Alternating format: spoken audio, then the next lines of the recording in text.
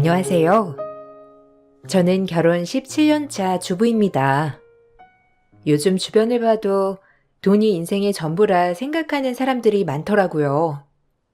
그러다 보니 다른 것보다 돈을 벌기 위해서는 수단과 방법을 가리지 않는 사람들도 정말 많아졌죠. 사회적으로 이렇게 변하는 게 자연스럽다고 생각하면서 씁쓸함이란 어쩔 수 없는 것 같네요. 이번에 저희 집에 있었던 일 때문에도 참 고민이 많은데요. 제 사연 한번 들어주시겠어요? 저에게는 동서가 한 명 있어요. 저와 비슷하게 결혼을 해서 동서는 결혼 15년 차랍니다. 결혼을 하고 나서 저는 17년을 전업주부로 생활했지만 동서는 쭉 맞벌이를 했거든요. 아이들도 키우면서 맞벌이를 한 동서가 정말 대단하다고 생각을 했는데 동서는 저를 굉장히 한심하게 생각을 했어요. 형님은 일할 생각 없으세요? 아니, 이제 애도 고등학교 들어갔겠다. 좀 여유롭지 않은가 싶어가지고요. 솔직히 아주버님 월급만으로는 좀 빠듯하지 않아요? 아무리 딸이 공부 잘해서 학원 안 다닌다고 해도 고등학교 들어가서는 또 다르다던데. 형님도 이제 밖에서 일하셔야죠. 일자리 구하기 어려우시면 제가 좀 알아볼까요? 저번에 저희 회사 건물 청소하는 아주머니 구하는 것 같던데. 동서, 내 걱정해줘서 고마워. 근데 우리 괜찮아. 남편 월급으로도 충분히 생활할 수 있어. 안 그래도 동서 볼 때마다 진짜 대단하다 생각했는데 정말 대단한 것 같아. 애들도 보면서 일하는 거잖아. 어떻게 그렇게 부지런하게 사나 몰라? 나는 집안일 하는 것만으로도 바쁜데. 동서 진짜 대단하다고 생각해. 형님도 좀 밖에 나가서 일도 하고 그러세요. 아무리 아주버님 버는 돈으로 생활이 가능하다곤 하지만 그까지 월급으로 뭐 얼마나 많이 할 수 있겠어요? 형님도 밖에서 벌어야 되겠더만. 저번에 남편한테 물어보니까 아주버님 월급 500도 안 된다면서요? 아니, 그걸로 어떻게 생활을 해요? 형님 진짜 빠듯하게 살고 계시겠네.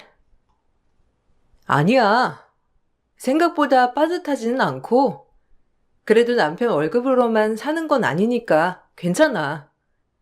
남편도 굳이 밖에서 일하라고 하지도 않고, 나도 전에는 일하는 게 낫지 않나 싶었는데, 남편은 그러지 말고 하고 싶은 거 하라고 하더라고. 그래도 우리 딸 한 명이라서 그냥저냥 살 수 있는 거지 뭐. 어쨌든 동서 진짜 대단하다.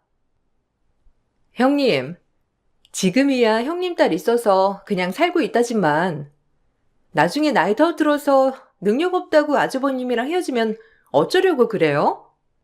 솔직히 저는 집에서 집안일만 하는 사람들 보면 좀 그렇더라고요. 밖에서 뻔히 일할 수 있으면서 집에만 있는 거잖아요. 그러면서 월급은 적으니 아등바등. 난 그렇게는 못 살겠던데. 동서는 전업주부를 하는 저를 너무나 한심하게 생각을 했어요. 결혼을 하고서 저는 아이를 키우고 살림을 하면서 일을 하지 않았지만 그만큼 주변의 도움도 한번 받아본 적이 없었어요.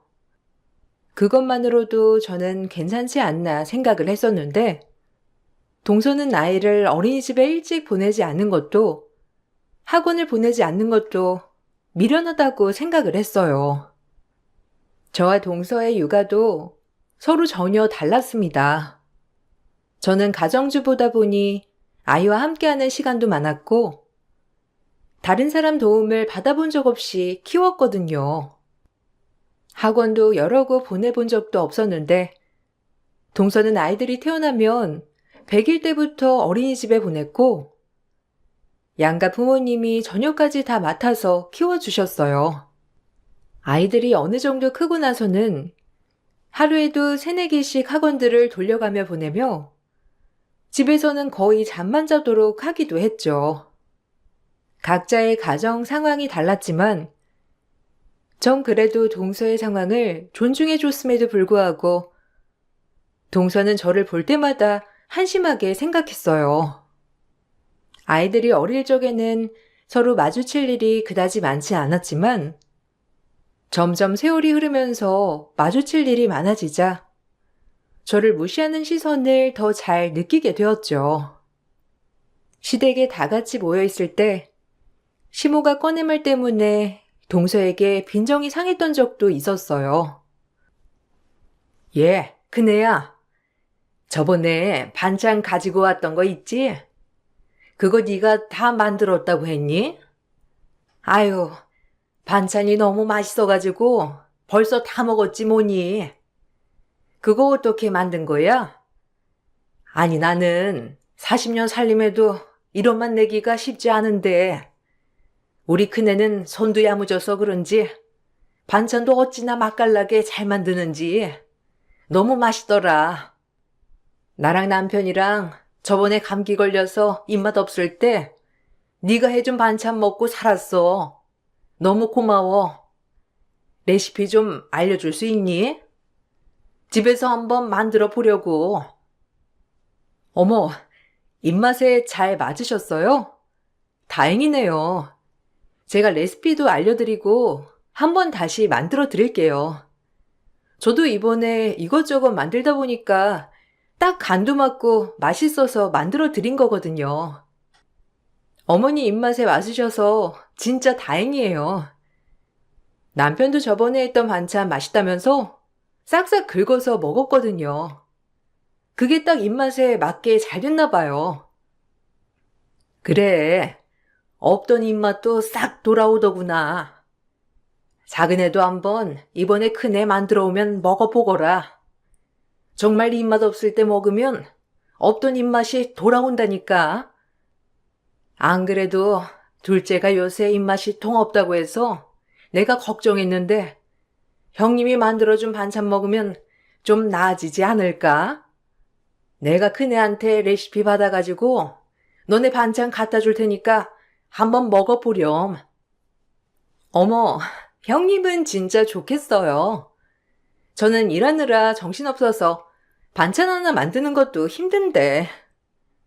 형님은 집에서 그렇게 놀고 있으니까 시간이 많아서 그런가? 반찬도 이거 넣을까 저거 넣을까 연구도 할 수 있고 얼마나 좋아요. 저도 그렇게 전업주부 했으면 음식 솜씨 진짜 날로 늘었을 텐데 너무 아쉽네. 아마 저도 전업주부 했으면 식당 차릴 만큼 음식 솜씨 늘어날걸요? 어머님, 저는 반찬 안 해주셔도 돼요. 제가 그냥 해서 먹을게요. 아휴, 일하는 사람 어디 서러워가지고 살겠나. 음식 잘하는 걸로 이렇게 눈치 봐야 하네. 아휴. 아휴, 둘째가 내가 하는 말에 마음이 상했구나. 그런 뜻으로 했던 건 아닌데 말이야.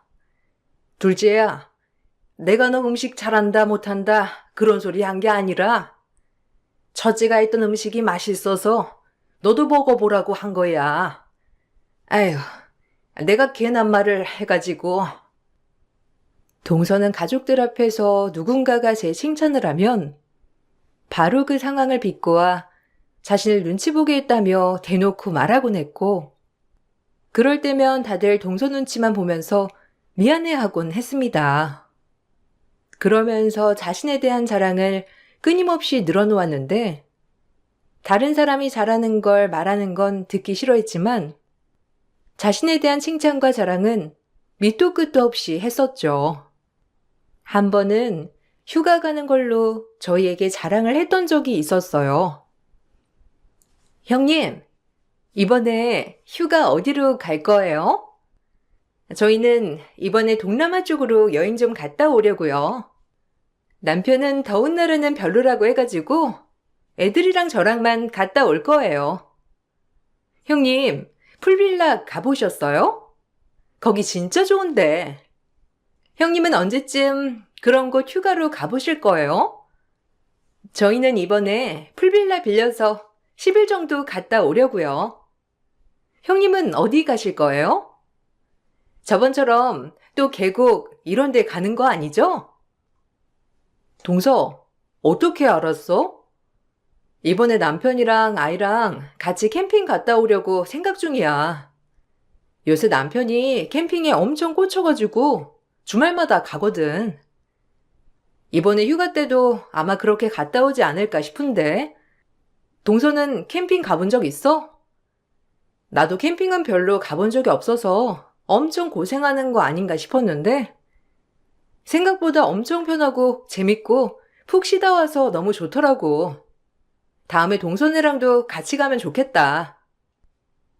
캠핑이요? 아, 그런 데를 왜 가요? 벌레만 나오고 땀은 뻘뻘 흘리면서 고생만 하고 올 텐데. 그게 무슨 휴가고 여행이에요? 가서 밥도 하나부터 열까지 다 해먹어야 하는 거 아니에요? 설거지도 해야 하고 집에 있는 거랑 뭐가 달라요, 형님? 그런 게 바로 가성비 휴가라는 거죠. 남자들 다 똑같아요. 그런 곳 가면 형님만 바쁘게 움직이지. 아주버님이라고 뭐 하겠어요? 저희 집 남편이랑 똑같을 텐데. 저희 남편도 더운 곳은 딱 질색이라서 동남아도 안 가겠다는 사람인데. 아주버님이라고 뭐 다르겠어요? 어, 아니야. 생각보다 밖에 가서는 직접 하나부터 열까지 싹 다 해줘서 나는 편하게 말 그대로 쉬다가 와. 나는 아무것도 안 하고 쉬게 해주고 다 알아서 싹 다 하더라고. 음식도 남편이 훨씬 더 잘하고 나는 그냥 앉아서 쉬다가 온다니까. 남편은 그런 게 재미있다고 하더라. 나랑 아이랑 편하게 쉬고 자기가 해준 음식 먹이고 오는 게 너무 재밌대. 형님, 그 말을 믿어요? 다른 데 가면 돈 써야 되니까 아주버님이 그렇게 하시는가 보네. 형님도 저희한테까지 그렇게 말할 필요 없어요. 가시면 형님도 이리 뛰고 저리 뛰고 정신 없으실 텐데 왜 자꾸 포장하려고 애쓰세요? 아휴, 우리 형님. 언제쯤이면 여유롭게 해외여행 한번 가시나? 다음 휴가 때는 돈 조금이라도 모아서 해외여행 좀 갔다 오세요.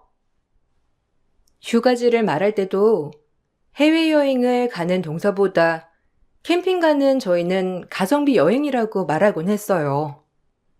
저희도 해외여행을 안 가는 건 아니었지만 해외여행을 가더라도 저희가 가는 지역은 무조건 싸게 가성비로 가는 지역이라 말하곤 했었죠. 처음에는 저도 동서가 하는 말을 신경 쓰지 않았는데 어느 순간부터 동서는 제가 하는 무엇이든 다 무시하기 일쑤였어요. 저와 동서가 서로 다르듯이 한배에서 나왔던 남편과 시동생도 성격 자체가 워낙 달랐고 남편은 좀 섬세하면서 유한 성격이었지만 시동생은 와일드하면서 남자다운 성격이었죠. 그러다 보니 시댁에서도 대하는 태도가 달랐는데 특히나 남편은 시댁에서도 저를 챙기느라 바빴어요. 남편이 시댁에서도 자꾸 저를 챙기다 보니 어느 날부터는 동서가 그 모습이 연극 같다면서 말을 하기 시작하더라고요. 아주버님은 아직도 형님이랑 연애하시는가 보다. 어떻게 매번 형님 뒤만 저렇게 쫄쫄 쫓아다니세요? 너무 웃긴다. 형님, 솔직히 말해봐요. 오시기 전에 아주버님한테 매번 뭐라고 하시는 거 아니에요?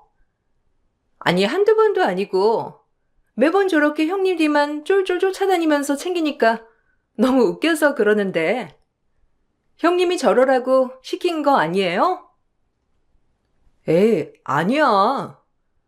우리 남편이 원래 저런 성격이잖아. 몇 년 그러면 말겠거니 나도 그랬는데 워낙 성격이 그래서 그런가 계속 저렇게 날 챙기네. 내가 몸이 약해서 그런가 봐. 힘들까 봐 자꾸 저렇게 챙기는 것 같아. 전에 한번 쓰러진 이후로는 더 챙기는 거지 뭐. 솔직히 나도 저 나이대 남편들 보면 안 그런 사람들이 대부분인데 남편 하는 거 보면 나는 복 받았지 뭐. 그래도 아버님이 어머님한테 하시는 것도 비슷하지 않아? 닮은 것 같아. 아니 뭐 아버님도 어머님 잘 챙기시기는 하지만 아주버님은 좀 연기하는 것 같달까? 다른 사람들 앞에서 우리 이렇게 잘 살고 다정하다 보여주는 것처럼 연기하는 것 같아서 그렇죠. 왠지 집에서 엄청 구박받아가지고 일부러 저러시는 건가 싶기도 하고. 그렇지 않아도 형님한테 물어보고 싶었는데 어머님도 솔직히 저런 거 보시면 별로 안 좋아하시지 않겠어요? 그래도 아들인데 며느리한테 쩔쩔 매는 거 보면 싫으시잖아요. 안 그래요, 어머님? 큰아들이 좀 우리 며느리지만 졸졸 쫓아가는 게 있긴 하지만 뭐 난 괜찮아. 아들이 저러는 거 보면 가정은 잘 지키겠거니 생각하는 거지. 오히려 마음이 놓이지 뭐. 큰아들이 원래 예전부터 세심하긴 했잖니. 자기 사람도 잘 챙기고 말이야. 그리고 저렇게 하는 것도 그네가 잘하니까 다 그런 거 아니겠어? 와이프가 잘하는데 남편은 와이프 떠받들 수밖에 없는 거지 뭐. 어머님, 그럼 저는 잘 못해가지고 남편이 저 안 떠받들어 준다는 거예요? 어머님, 그 말 너무 서운하네요. 저도 잘하는데 형님은 뭐 알아서 잘하니까 남편이 잘 챙기는 거고 저는 그렇게 못하니까 남편이 저렇게 텔레비전만 보고 있는 거예요? 저 진짜 서운해요. 동서는 이런 식으로 누군가가 저에 대해서 좋은 얘기를 하기 시작하면 그때부터는 서운하다며 말을 했어요. 그럴 때마다 황당했지만 다들 부러워서 그렇게 말을 하는 것 같다고 하길래 그럴 수도 있겠다는 생각을 하고 넘어가기도 했죠. 시댁에 무슨 일이 있어 동서가 한 소리를 들을 때면 저는 관련이 없는 일이라도 동서는 저를 걸고 넘어지기도 했어요. 당황스러운 일이었지만 동서가 왜 그러는지 이해가 되지 않으니 뭐라 할 수도 없었는데 어느 날은 동서네 아이들이 너무 말을 듣지 않아 훈육이 필요할 것 같다며 얘기가 나온 적이 있었어요. 저희 집은 딸아이 한 명이었지만 동서네는 아들 둘에 딸 둘, 이렇게 자녀가 넷이었거든요. 그러다 보니 아이들이 사춘기가 되면서 동서네는 조용할 날이 없었는데 시댁에 와서도 동서네 아이들은 수저 하나를 놓아본 적도 없었고 밥 먹을 때도 핸드폰을 다 들고 와서 밥을 먹어 시부모님께서 크게 혼을 내시기도 했어요.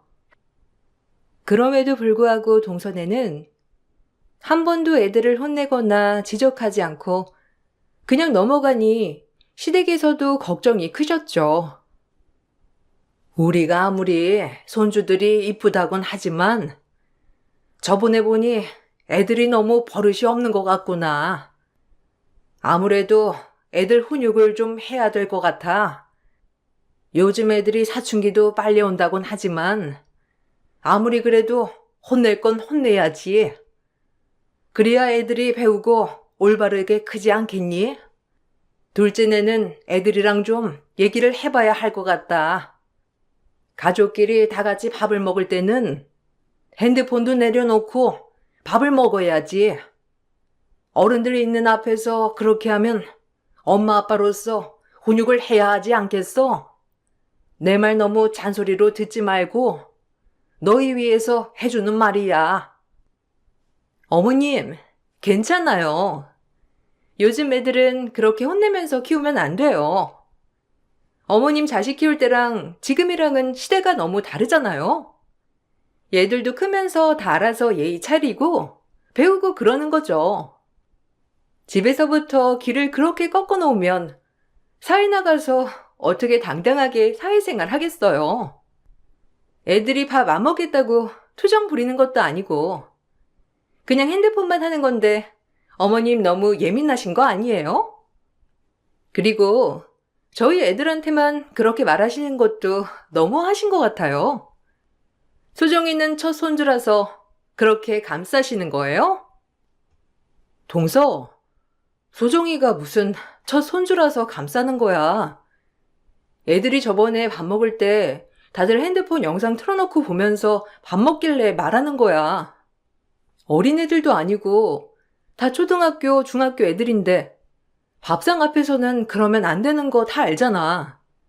그리고 애들한테 사랑 주고 보듬어 주는 것도 동의하지만 그래도 어느 정도는 훈육을 해야지. 아무리 그래도 밥 먹는데 핸드폰 올려두고 보면서 밥 먹는 건 아닌 것 같아. 어른들도 있는데 말이야.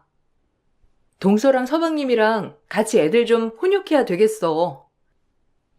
아휴, 형님은 하나라서 그렇게 훈육도 할 수 있는 거지만 저희는 넷이잖아요. 그러면 어른들이 좀 봐줘야 하는 거 아니에요? 그리고 소정이도 잘못한 것도 있는데 왜 우리 애들은 뭐 하나 잘못하면 바로 이렇게 혼나야 하고 좀 너무하신 거 아니에요? 어머님도 그렇고 저희 집이랑 차별하시는 거 저 더 이상 못 참아요. 우리 애들도 애들이지만 형님 딸도 잘 챙겨야죠. 아무리 누나라도 애들한테 뭐라고 하는 게 어디 있어요? 건방지게. 그러다가 애들이 화나가지고 감정 상하면 어쩌려고요? 형님 딸이나 잘 챙기세요. 동서는 아이들이 버릇없어 훈육을 해야 되겠다는 어른들의 말에도 저희 딸은 혼내지 않으면서 자기 자식들은 혼을 낸다며 차별이라고 말을 했어요. 차별을 한다며 울며 불며 화내는 동서 앞에 대고 애들이 버릇이 없어 그런다고 얘기도 할 수 없고 다들 난감해 했었죠.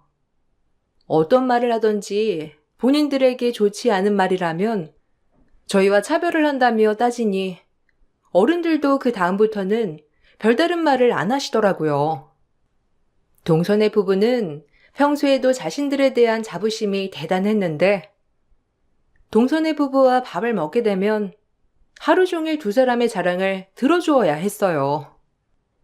더군다나 동서와 시동생은 자신들의 자랑을 하면서도 저와 남편은 무시하곤 했습니다. 형, 내가 전부터 얘기했잖아. 이제 월급쟁이 그만하라고. 그거 벌면 얼마나 번다고? 그거 그만하고 나랑 사업 같이 시작하자니까. 내가 형이니까 같이 하자고 하는 거지. 전부터 같이 사업하자고 했던 사람들은 내가 다 쳐냈어.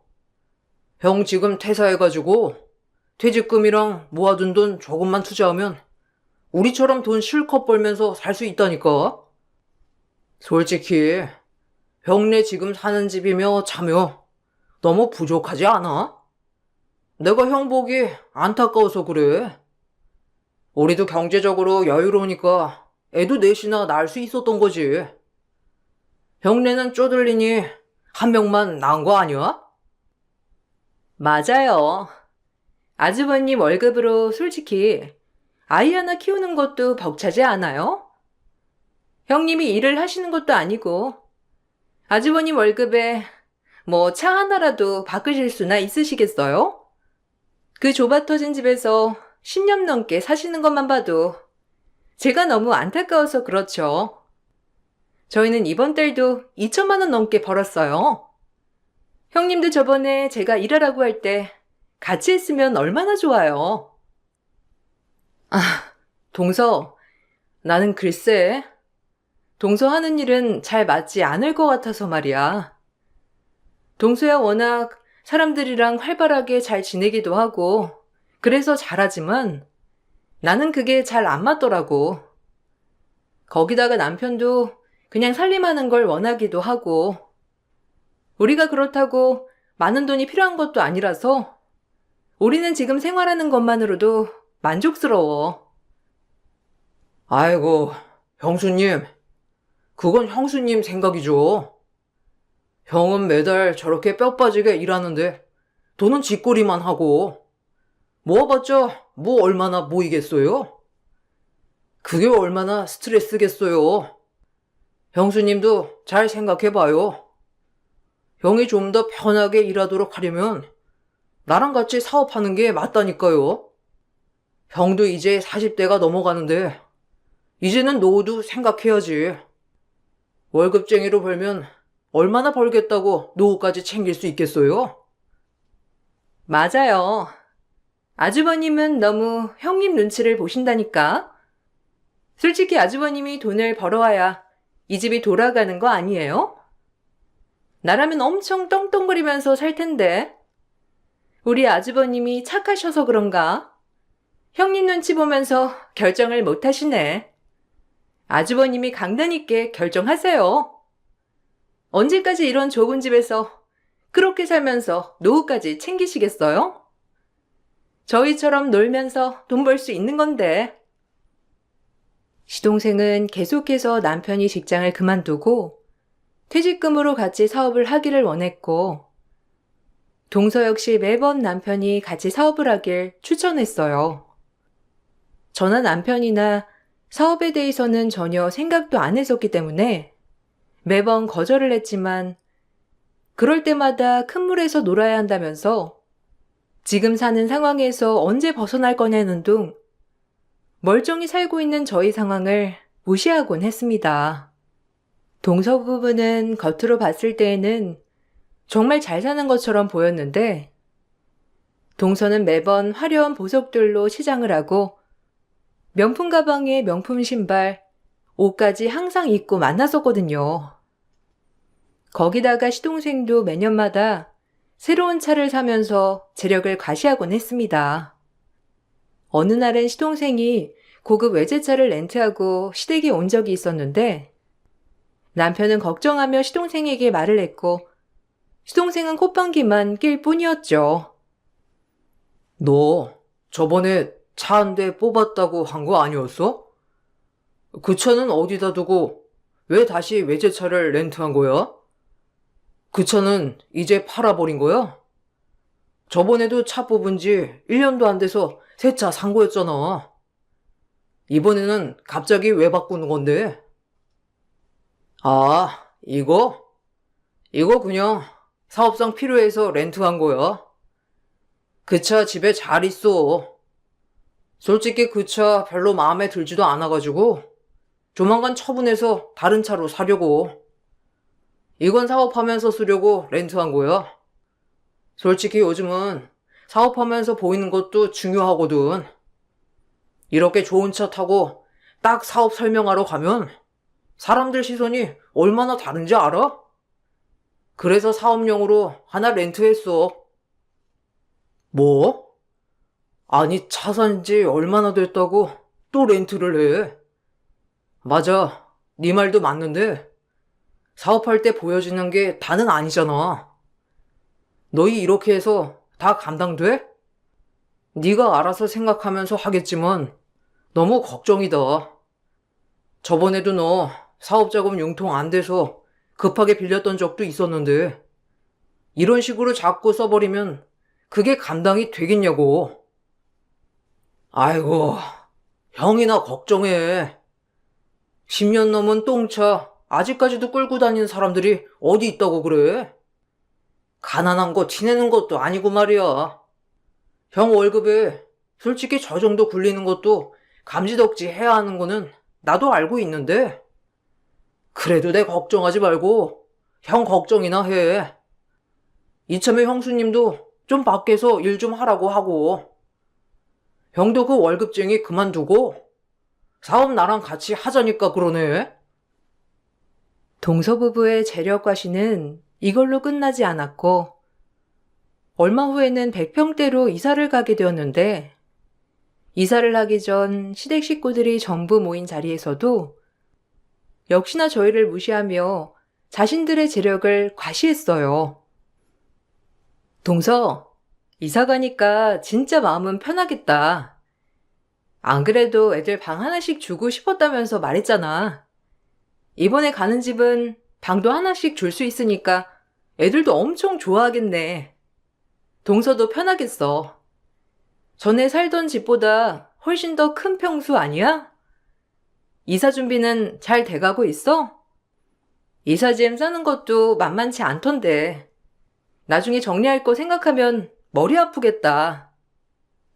에이, 요즘 누가 내 손 쓰고 이사해요? 다 업체 맡기지. 없는 사람들이나 이사로 골머리 아프지. 저는 아플 것도 없어요. 열심히 일한 보람이 또 여기서 오는 거죠. 원래 저희가 매매하려고 했는데 부동산 값이 다 거품이라서 좀 더 기다리고 사려고요. 그래서 전세로 가게 된 건데 잘 구한 것 같아요. 그나저나 형님네는 그 좁은 집에서 언제 이사 가시려고요? 우리? 아, 우리야. 이 집에서 평생 살아야지 어딜 가. 우리는 식구들도 셋뿐이라서 더 큰 집 가는 건 너무 욕심인 것 같아. 청소도 그렇고. 우리는 딱 20평대가 맞지 뭐. 청소하는 것도 그렇지만 어차피 딸도 졸업하고 나서는 대학 가고 독립도 할 텐데 더 큰 집에 가서 뭐 하겠어. 아, 형님. 그냥 솔직하게 말하세요. 형님네는 박봉이라서 100평은 그림의 떡이죠?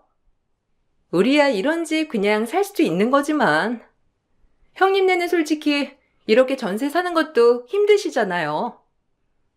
형보다 나은 아우 없다고 하는데 저희 집은 딱 반대네요. 그래도 저희 보면서 대리만족이라도 하세요. 비아냥대는 동서의 말을 가만히 듣고 있던 남편은 갑자기 폭소를 했어요. 저는 그런 남편을 옆에서 말렸지만 남편은 계속해서 웃음을 참지 못했고 그런 모습의 동서는 어리둥절한 표정이었어요. 영문을 몰라 하는 동서를 보고서는 남편이 사실을 말해준다며 말을 했어요. 재수씨, 제가 재수씨, 우리 앞에서 하는 말, 그래, 어려서 그럴 수 있지라고 생각하려고 했는데요. 아니, 해도 너무 해서요.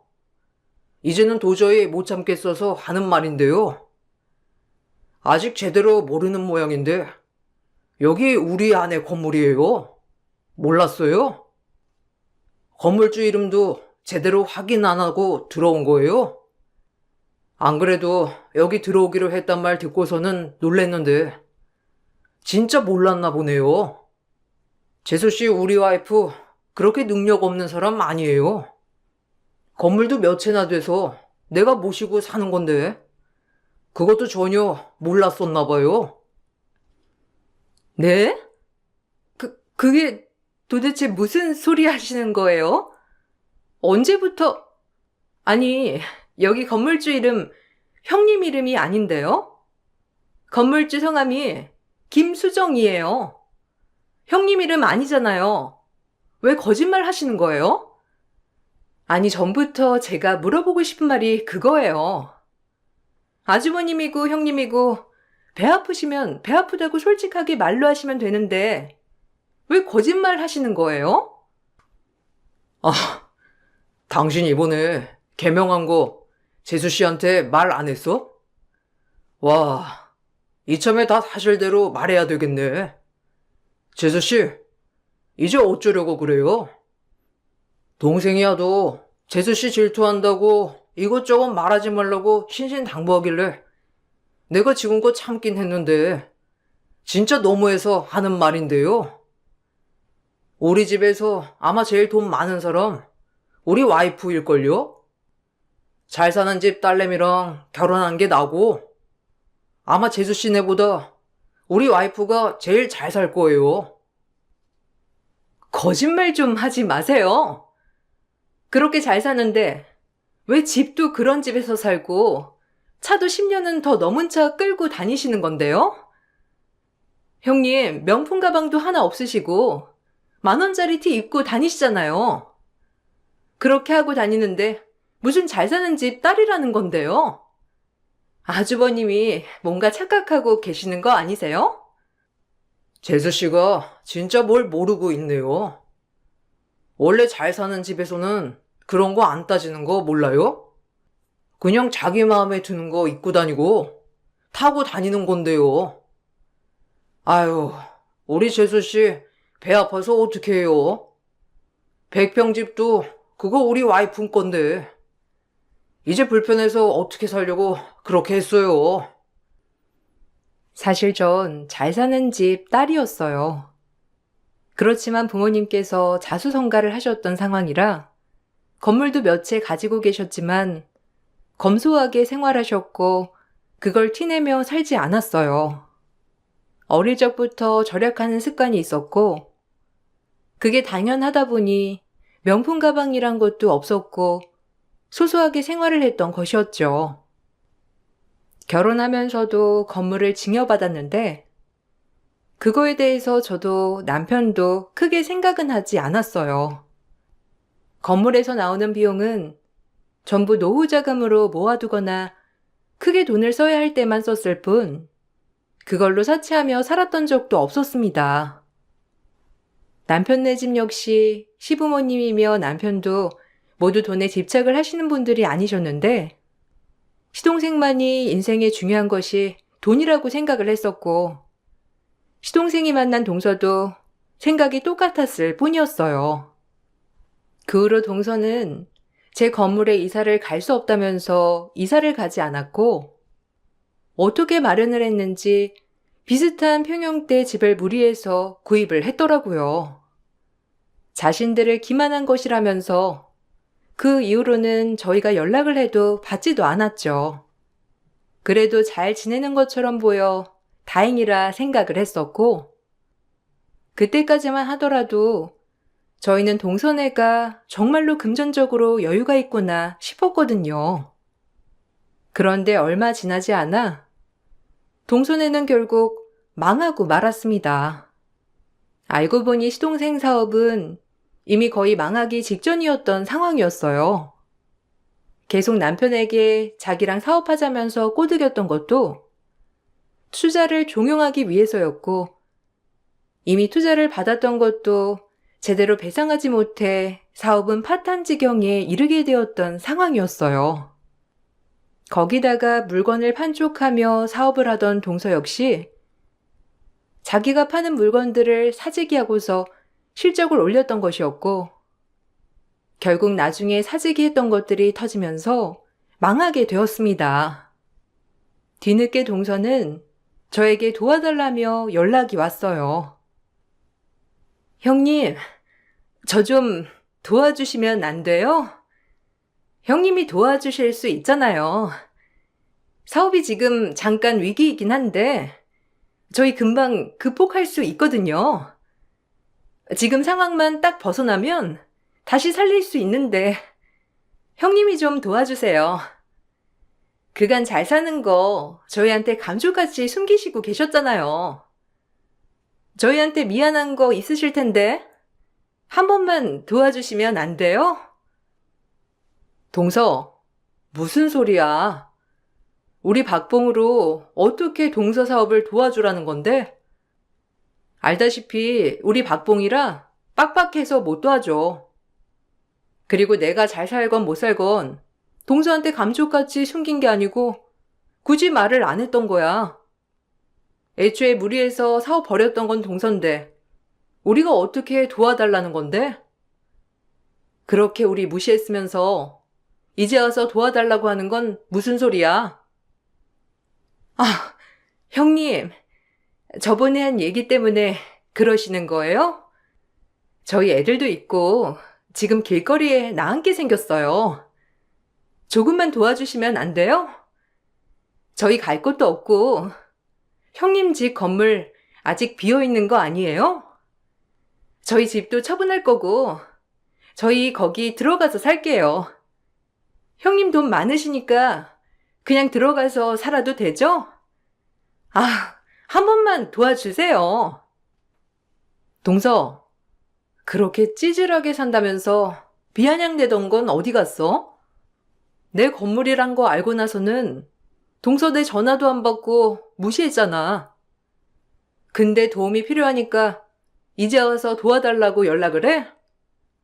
동서야말로 나한테 미안한 게 있어야 하는 거 아니야? 동서 도와줄 수 없고 그런 마음도 없으니까 나한테 연락하지 마. 동서는 계속해서 도와달라고 했지만 전 도와줄 수 없다는 태도를 고수했어요. 결국 동서와 시동생 사업은 망했고 두 사람은 집까지 처분하고 시댁에 들어가 살게 되었습니다. 동서는 일반 직장에 격리로 취직을 했고 시동생 역시 공장에 취직을 해 다니고 있어요. 저녁이면 두 사람이 같이 투잡까지 뛰고 있다고 하는데 시부모님께서는 앞으로 더 고생하면서 정신 차려야 한다며 저한테는 일절 도와주지 말라고 신신당부를 하고 계세요. 그런데 요즘 동서며 시동생이며 계속해서 집만이라도 도와달라며 연락이 오고 있어 고민하고 있답니다.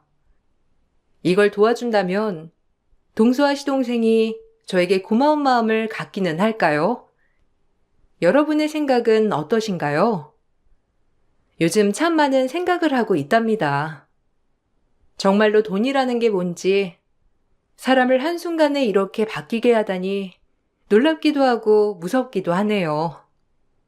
긴 사연 들어주셔서 감사합니다. 모두들 행복하시길 바랄게요. 안녕하세요. 저는 얼마 전에 상상도 못한 일을 겪게 된 38살 여자입니다. 눈 감고 피해갈 수도 없는 상황이었기 때문에 제 선택은 앞으로의 삶에 있어서 많은 부분들을 바꿔놓겠죠. 하지만 제가 옳은 판단을 한 건지 여러분들께서는 어떻게 생각하고 계실지 궁금합니다. 남편과 결혼을 하고 일찍 아이를 가지고 싶었지만 임신을 한다는 게 마음먹은 대로 되는 것도 아니더라고요. 그리고 이런 부분들이 시부모님의 인상을 찌푸리게 만들었습니다. 당연히 상처되는 말들도 많이 들었고 남몰래 눈물도 흘리며 힘겨운 삶을 보내면서 하루빨리 아이를 가지고 싶었어요. 온 가족이 간절하게 바라고 있었기 때문이죠. 결혼을 하고 처음으로 남편과 함께 산부인과에 찾아가 검사를 받았을 때 저희 둘 다 정상이라고 나와서 컨디션만 잘 조절하면 무리 없이 임신 성공 확률이 높다고 했었지만 원인 모를 이유 때문에 몇 년이라는 시간이 흘러버렸고 그 기간 안에 여러 가지 시도를 했었어요. 원장님은 시험관까지 하지 않아도 충분히 가능성이 있는데 왜 임신이 안 되는 건지 이해하지 못하고 계셨죠. 하지만 시간이 흐를수록 양가 부모님도 그렇고 저희 부부도 지쳐가면서 시험관까지 생각을 하기로 결심을 하고 있었을 때 몸에서 처음 느껴보는 반응을 겪게 되었어요. 설마 하는 마음에 산부인과에 찾아가 검사를 받는 순간 오열을 하고 말았습니다. 그토록 원하고 있었던 아이를 가졌다는 임신 결과였어요. 힘들게 찾아온 만큼 최대한 무사히 출산까지 이어지게 하고 싶었습니다. 그리고 이 기쁜 소식을 남편에게 제일 먼저 알리자 기뻐 날뛰며 서둘러 집에 들어가서 최대한 안정을 취하고 있으라며 일찍 퇴근하고 들어오겠다는 말에 서둘러 집으로 들어가 양가 부모님께 임신한 사실을 알렸습니다. 그리고 저희 부모님보다 시모가 오히려 더 기뻐하셨고 그날 당일 연락도 없이 집으로 방문하셨어요. 그리고 양손 가득 많은 것들을 들고 오셨습니다. 어머님, 오신다는 말씀은 하지 않으셔서 아무것도 준비해 놓은 게 없는데 전화 한 통만 미리 해주셨으면 좋았을 텐데요. 네가 임신했다는데 내가 가만히 있을 수 있어야지. 몸 쓰는 일은 최소한 줄이는 게 좋을 것 같아. 일단 내가 급하게 음식 좀 만들어 왔다. 현태가 퇴근하려면 아직 1시간 정도 남지 않았어. 그래서 시간 맞춰 온 거다. 너 저녁 준비하는 것도 계속 서 있어야 해서 몸에 무리가 온다고. 어서 앉아 있거라. 내가 다 할 테니까 부담 가지지 말고 너는 그냥 푹 쉬면 되는 거야. 어머님 그래도 어떻게 제가 누워서 차려주신 밥상에 숟가락만 얹을 수가 있겠어요. 저도 상 차리는 거 도와드릴게요. 아니다. 그렇게까지 하지 않아도 되니까 어서 들어가 누워 있어라. 임신했을 때는 초기가 제일 중요하다고 그러더라. 안정기에만 접어들어도 한시름 놓을 수 있으니까 그때까지만이라도 시미가 옆에서 도와주도록 하마. 신경 쓰지 말고 방에 들어가 있어. 시모의 행동은 임신했을 때와 안 했을 때의 온도 차이가 너무 심했었어요. 시모에게 처음 느껴보는 따뜻함에 적응이 안 되었지만 그래도 신경 써주시는 마음이 너무 고마웠고 이런 게 행복이라는 걸 느끼는 순간들이었습니다. 때마침 남편도 회사에서 기존의 퇴근 시간보다 좀 더 일찍 집으로 들어왔어요. 그리고 제가 건네준 임신 결과를 바라보며 신기해하고 있었습니다.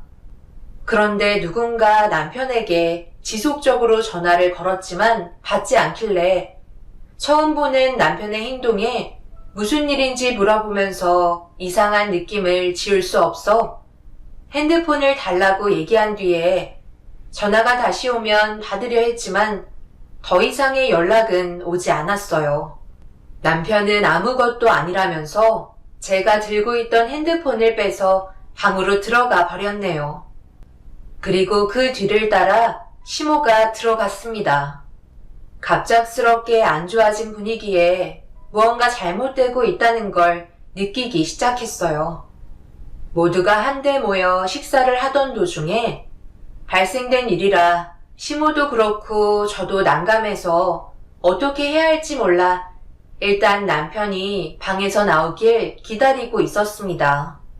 그런데 방에서 시모가 남편에게 소리를 지르기 시작했고 화를 내시면서 다그치시더니 시모는 저를 방 안으로 부르셨습니다.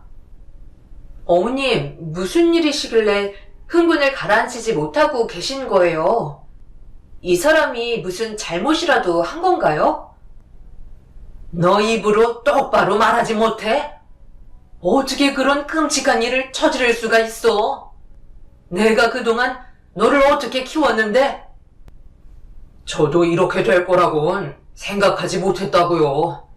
그렇다고 언제까지 숨길 수만 있는 것도 아니잖아요. 미안해, 수영아. 알아듣게 설명을 해야지. 밑도 끝도 없이 갑자기 미안하다고 얘기하면 내가 어떻게 받아들여 주라는 거야? 지금 수영이 너 뱃속에 있는 아이 말고 나한테는 한 달 전에 벌써 다른 여자의 뱃속에 아이를 만들어 놓은 상태야. 뭐라고? 당신 지금 나 말고 다른 여자를 만나고 있었던 거야? 어떻게 그런 끔찍한 일을 여태껏 숨기고 있었어? 그러면서 내가 임신했다고 얘기했을 때 모든 걸 다 얻은 사람처럼 기뻐 날뛰었던 거야? 당신 정말 미쳤구나. 나는 당신도 사랑하지만 그 사람도 진심으로 사랑하고 있어.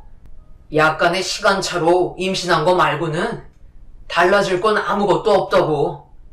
그냥 물 흘러가는 대로 살아가면 되는 거야. 당신은 내 아이 낳고 지금처럼 가정을 꾸리면서 살면 문제될 거 하나 없어. 내가 좀 고생은 하겠지만 나는 당신이랑 뱃속에 있는 아이를 진심으로 사랑하고 있다고. 그러니 다른 생각은 절대 하지 마. 내가 널 어떻게 키웠는데 이런 말도 안 되는 일을 저지른 거야? 바람 피우는 것보다 다른 여자의 뱃속에 아이를 만든 게 더 큰 잘못인 거 몰라? 어떻게 된 게 너는 조금의 죄책감도 없는 거니? 이럴 거면 결혼은 뭐하러 했어? 언제부터야? 수용이랑 같이 보육원에 갔을 때부터요. 그때 처음으로 또 다른 감정을 느끼기 시작했어요. 예전에 수용이가 임신이 하도 안 돼서 힘들어 했었잖아요. 그래서 저희가 입양도 생각하고 있었다는 거 엄마도 알고 계시죠? 그때 아이를 돌봐주고 있던 한 여자를 봤는데 그 사람의 눈빛에서 아이들을 바라보고 있던 따뜻한 시선들이 제 마음을 울렸고 저도 모르게 계속해서 보육원으로 이끌려갔어요. 제가 지속적으로 접근을 하면서 가까워지게 되었고 서로가 주고받았던 감정을 숨기기에는 너무 많은 진심이 통했었기 때문에 더 이상 우리의 사랑을 막고 싶지 않았어요. 그래서 수영이 몰래 이중 생활을 하고 있었지만 그렇다고 제가 가정에 소홀한 적은 없었어요. 그건 당신도 잘 알 거 아니야? 나는 최선을 다해 살아왔었다고. 지금의 가정을 깨고 싶지 않았기 때문에 많은 것들을 나 혼자 감당하면서 당신에게 상처 주고 싶지 않았는데 그 사람이 임신이 되면서부터 불안했는지 내가 계속 옆에 있어줬으면 하나 봐. 그런데 나는 어느 한쪽에만 치우치고 싶지 않아. 그러니 내 마음 당신이 이해 좀 해줘. 남편의 말에 가슴이 철렁 내려앉았고 아무 말도 할 수가 없었어요. 예전에 남편과 입양도 생각했던 적이 있긴 하지만 그건 딱 한 번이었습니다. 보육원에 방문해서 아이들을 살펴보고 원장님과 대화 몇 번 나눈 것밖에는 없었는데 그 사이에 남편은 제가 모르는 감정을 싹 틔우고 있었던 거였죠. 제 기억 속에는 전혀 없던 여자가 남편 머릿속에는 그녀가 각인이 되어버린 상태였고 지울 수 없는 그녀의 모습이 저 몰래 또다시 보육원으로 발걸음을 움직이게 만든 것 같았어요. 결국 남편의 상식적으로 벗어난 무책임한 행동은 양가 집안을 풍비박산 만들어버렸고 행복은 잠깐이었지만 불행은 끝이 없었네요. 자네가 어떻게 내 딸을 놔두고 다른 여자를 만나 임신까지 시킬 수 있는 거야? 자네 무책임한 행동 하나 때문에 내 딸의 인생은 한순간에 무너져 버렸다고. 이런 사실을 조금이라도 일찍 말했다면 새 삶이라도 살 수 있는 기회라도 있었잖아. 장인어른, 제가 좀 전에도 말씀드렸지만 저는 그 누구도 놓치고 싶지 않아요. 저는 이런 상황을 바람이라고 생각하지 않습니다. 이게 바람이 아니라고? 나한테 한마디 말도 없이 모든 걸 다 숨긴 채 이중생활을 했으면서 이게 바람이 아니야? 떳떳했으면 왜 지금까지 아무 말도 하지 않았는데? 아빠 말처럼 차라리 나한테 미리 털어놓지 그랬어. 그럼 미련 없이 보내줬고 뱃속에 있는 당신과 내 사이에 태어날 이 아이도 불행하지 않았을 거라고. 도대체 나이가 몇 개인데 상식에서 벗어난 생각을 하는 거야? 나는 상식에서 벗어난 행동을 하지 않았다고 생각해. 그래서 최선을 다해 지금까지 당신 옆에서 함께 생활하고 있었잖아. 왜 결혼을 하면 한 가족만 꾸려야 한다고 생각하는 거야? 사람이 이 세상에 태어나서 한 남자 한 여자만 바라보면서 평생 산다는 건 나는 잘못됐다고 생각해. 인간으로서의 삶이 너무 아깝잖아. 모든 선택은 자유인데 왜 그걸 사람들이 정한 선에서 기준을 삼아야 하는 거냐고. 다시 한번 말하지만 나는 절대 이혼을 할 수도 없을 뿐더러 당신과도 더 이상 싸우고 싶지 않아. 내가 이럴까봐 말을 하지 못하고 있었던 거야. 당신이 나와 같은 생각이었으면 이런 반응을 하지 않았겠지. 아무 걱정 안 해도 돼. 그냥 지금처럼 걱정 없이 행복만 생각하면서 살면 된다고. 나 또한 최선을 다해 살아갈 테니까 우리 조금씩 서로를 이해해주면서 살자. 자네 지금 그게 말이 된다고 생각하는 겐가? 당장 그 여자가 있는 곳을 말해주게. 그 여자도 제정신이 아닌 거지? 어떻게 가정에 있는 사람을 건들 수가 있는 거야? 내가 가만두지 않을 테니까 당장 그 여자의 집 주소를 알려주게. 사부인, 정말 죄송합니다. 제가 아들을 잘못 키운 탓이에요. 그러니 제 손에서 모든 상황들을 정리하도록 할 테니까 화가 많이 나시더라도 조금만 기다려주세요. 모든 걸 다시 제자리로 꼭 돌려놓겠습니다. 100번이고 1000번이고 저희가 잘못했습니다. 아빠는 그럴 필요 없다면서 저와 남편이 하루빨리 이혼하길 원하셨어요.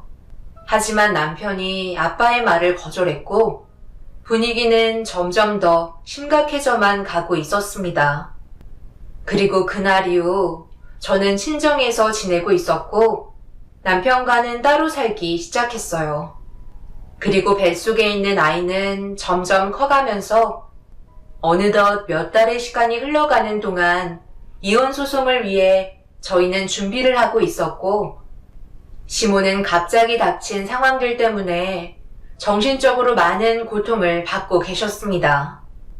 남편은 제가 친정에 들어가면서부터 바람난 여자의 집에 들어가 살기 시작했어요. 그런데 어느 날 저에게 모르는 전화번호로 연락이 오길래 조심스럽게 받아보니 남편과 바람난 여자였어요. 왜 이런 상황을 만들었는지 이해할 수가 없어 저에게 문자로 보낸 약속 장소로 나가게 되었습니다.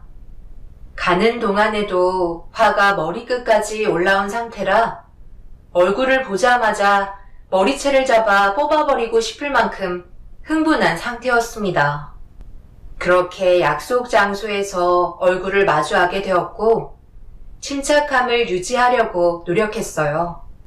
마음 같아서는 뒤집어 엎고 싶었지만 그렇게 하면 제가 그 여자한테 감정적으로 지게 되는 것 같아 애써 아무렇지도 않은 척 그녀를 뚫어지게 바라보고 있었습니다.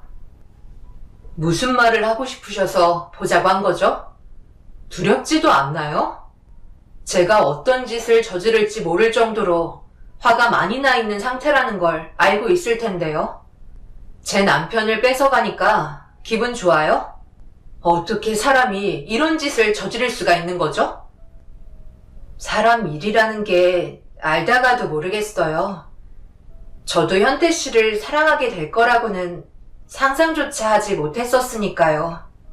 아직 현태 씨한테 아무런 말도 못 들으셨나요? 그럼 시간이 지나면 알게 되시겠네요. 성함이 수영 씨라고 하셨죠? 그 사람은 맨날 수영 씨 얘기밖에 안 해요.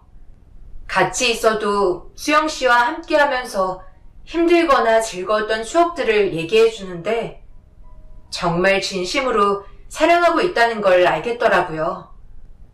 상간녀 주제에 수영 씨 앞에서 이런 얘기를 한다는 게 어이가 없으시죠? 제가 하고 싶은 말은 두 분이 오래오래 행복하셨으면 좋겠어요. 솔직히 저도 임신하면서부터 현태 씨가 계속해서 제 옆에 있어주길 원했었어요. 처음 하는 임신이라서 그런지 많이 두려웠었나 봐요. 그런데 시간이 지날수록 마음의 정리를 할 수 있었어요. 저는 오늘 떠날 거예요. 잘못된 길이라는 걸 알기 때문에 모든 걸 바로잡고 싶어요. 그동안 정말 죄송했어요. 두 번 다시 피해주지 않을 테니 그냥 기억에서 지워주시면 안 될까요? 절대 찾아오는 일 없을 테고 수영 씨의 가정을 깨지 않을 테니 무책임한 행동을 저지른 제 잘못을 용서해 주세요. 하루하루 사는 동안 너무 괴로웠고 잠 한숨 못 잘 정도로 수영 씨한테 미안했어요. 그런다고 엎질러진 물을 주워 담을 수 있나요? 그쪽이 아무도 모르게 떠난다고 하셔도 달라지는 건 아무것도 없을 것 같네요. 이런 끔찍한 일을 저질러 놓고 미안하다는 말 한마디 던지면 끝인가요? 저희 가정은 이미 무너져 버렸는데요.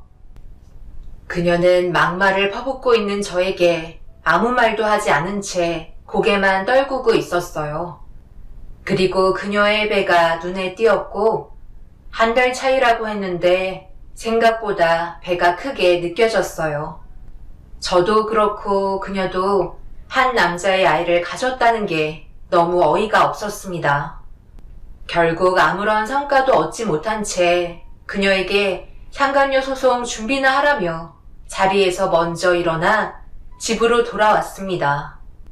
그녀는 정말 떠나려고 했는지 여행 가방을 가지고 왔더라고요. 지금까지 아무것도 모른 채 속고 있었기 때문에 그녀도 그렇고 남편까지 전부 믿을 수 없었어요. 분명 제가 알지 못하는 또 다른 무언가가 있을 거라 생각했었습니다. 그녀를 만난 이후 제가 더 비참하게 느껴지는 것 같아 하염없이 눈물을 흘렸습니다. 그런데 그날 저녁 남편이 저희 집에 찾아왔더라고요. 우리 집에는 뭐하러 온 거야? 내 딸 얼굴 보여줄 생각 없으니 당장 돌아가게. 사람이 어쩜 이리 뻔뻔한가? 장모님, 제발 부탁입니다.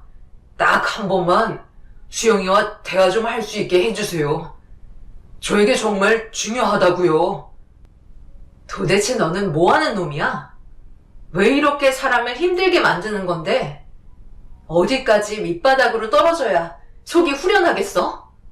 너는 말로만 나를 사랑한다고 하지? 정작 지금은 그 여자한테 마음이 전부 뺏긴 상태잖아. 나도 똑같이 임신한 거 몰라? 나는 아무런 말도 해줄 수 없으니까 당장 돌아가. 당신은 나한테서 아무것도 얻을 수 없으니까 두 번 다시 찾아오지 마. 수영아, 너 민정이 만났구나. 그런 거지? 어디로 간다고 했어? 내가 이렇게 무릎 꿇고 빌 테니까 제발 어디로 갔는지만 알려줘. 네가 시키는 건 뭐든지 다 할게. 나에게는 정말 중요한 문제라고. 민정이가 지금 있는 위치만 알려주면 돼. 정말 둘의 사랑 눈물겹다. 내가 왜 그걸 알려줘야 하는지 모르겠네. 누구 좋으라고 그런 걸 말해야 하는 거지?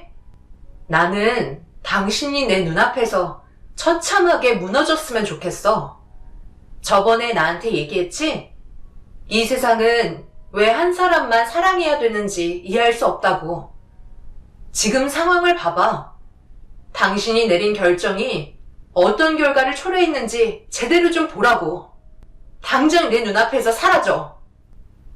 남편은 바닥에 얼굴을 묻은 채 용서를 구하면서 그 여자가 어디로 갔는지 알려달라고 애원하고 있었어요. 하지만 저는 알려줄 수 없었습니다. 저도 그 여자가 어디로 갔는지 알지 못했지만 남편에게는 알고 있는 것처럼 행동하고 싶었어요. 그리고 제가 겪은 아픔보다는 적어도 남편의 마음에 상처를 주고 싶었고 눈물을 흘리며 애원하는 남편을 더 이상 보고 싶지 않으셨는지 아빠는 남편의 멱살을 잡으며 밖으로 내쫓으셨네요. 그리고 그날 이후 남편은 두 번 다시 저희 집에 찾아오지 않았고 제 배는 어느새 만삭이 되어버리고 말았네요. 중간에 시모에게 한번 연락이 왔었어요. 어떻게 지내고 있는지, 몸 상태는 어떤지 물어보며 미안하다는 말만 반복하셨고 저는 많은 아픔을 가슴에 묻어둔 채 출산에만 집중하게 되었네요. 그리고 건강한 아이를 제 품으로 안을 수 있었습니다. 잘생긴 아들이었고 우렁찬 울음소리가 저를 안심시켜 주었어요. 제가 그토록 간절히 바라던 아이였는데 정작 남편은 제 옆을 지켜주지 않았고 멀리 떠나가 버린 그녀를 찾는 데만 정신이 팔려 있었습니다. 그렇게 부모님의 도움을 받으며 산후조리실에서 몸조리를 하고 있던 어느 날 출산 소식을 들었는지 시모가 산후조리실의 문을 열며 조심스럽게 들어왔어요. 그런데 제 눈에 무언가 눈에 띄었고 가슴이 뛰기 시작했습니다. 아들 낳았다며? 정말 고생 많았다. 혼자서 많이 힘들었지? 지금 상황 정리가 아직 안 돼서 현태는 오지 못했는데 내가 아무리 생각해봐도 어떻게 할 수 있는 방법이 없어서 일단 수영이 너한테 찾아올 수밖에 없었다. 어떤 마음인지는 나도 충분히 이해한다만 그래도 일단 애부터 살려야 되지 않겠니? 그래서 잠시만이라도 도움을 받아야 될 것 같아 염치 없지만 어쩔 수 없이 찾아왔으니 이왕에 키우는 김에 이 아이도 좀 같이 보살펴줬으면 좋겠구나. 이런 부탁해서 정말 미안하다. 어머님, 갑자기 찾아오셔서 다짜고짜 알지도 못하는 아이를 저에게 주시면 어쩌자는 거예요.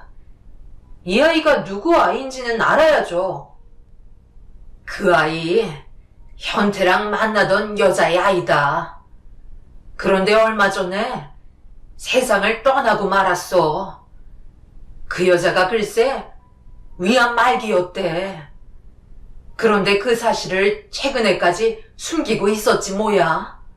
다행히도 아이한테는 암이 전이가 되지는 않았는데 그 여자의 상태가 심각해져서 어쩔 수 없이 출산날이 오지도 않았는데 아이를 꺼낼 수밖에 없었다. 결국 그 여자는 아이를 품에 한번 안아보지 못하고 세상을 떠나고 말았어. 회복할 수 있는 기력이 남아있지 않았던 것 같더구나.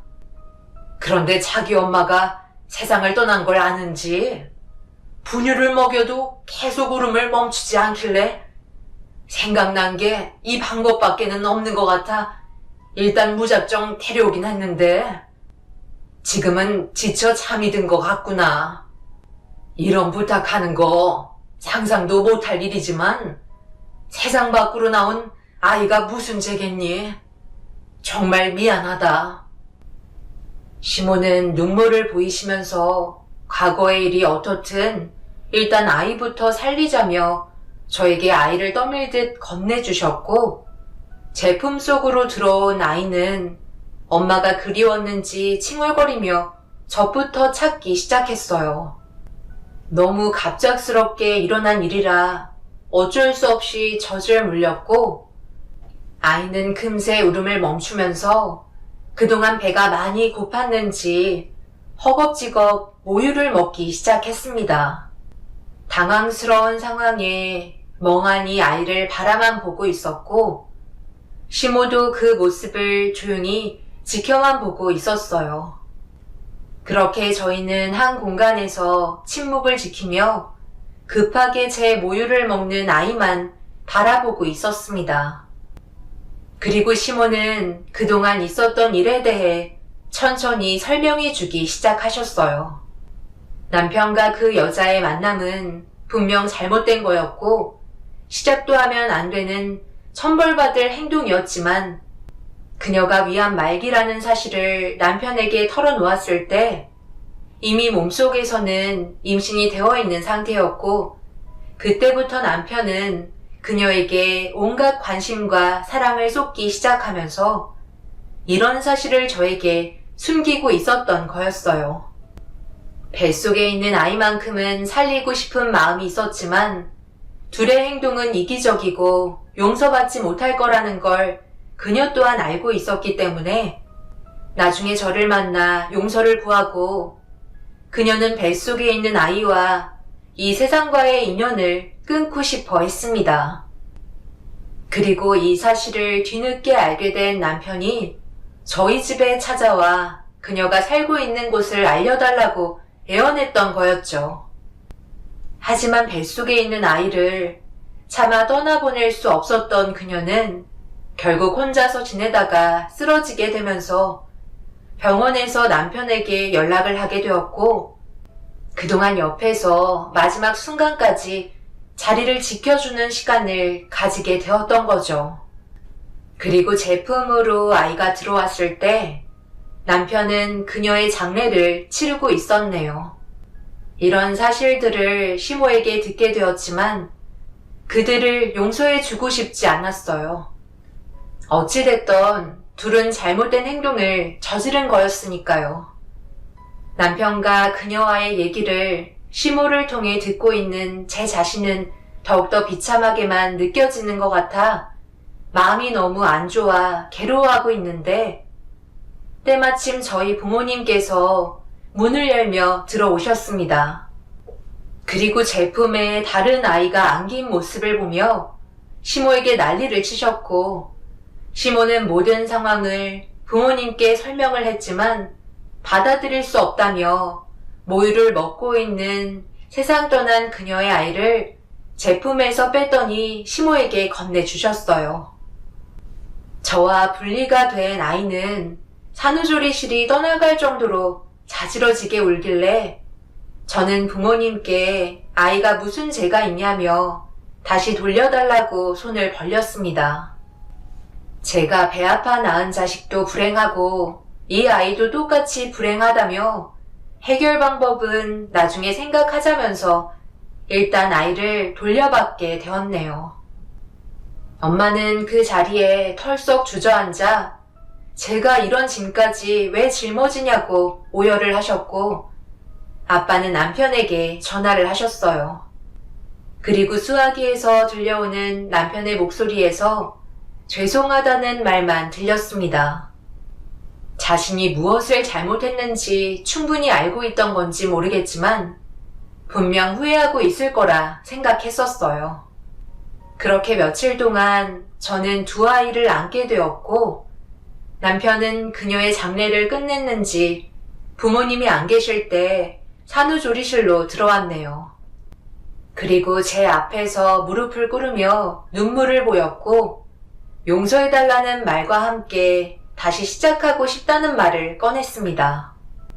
이런 상상도 못할 일이 벌어진 상태에서 제가 어떻게 해야 할지 몰라 아무 말도 하지 않았어요.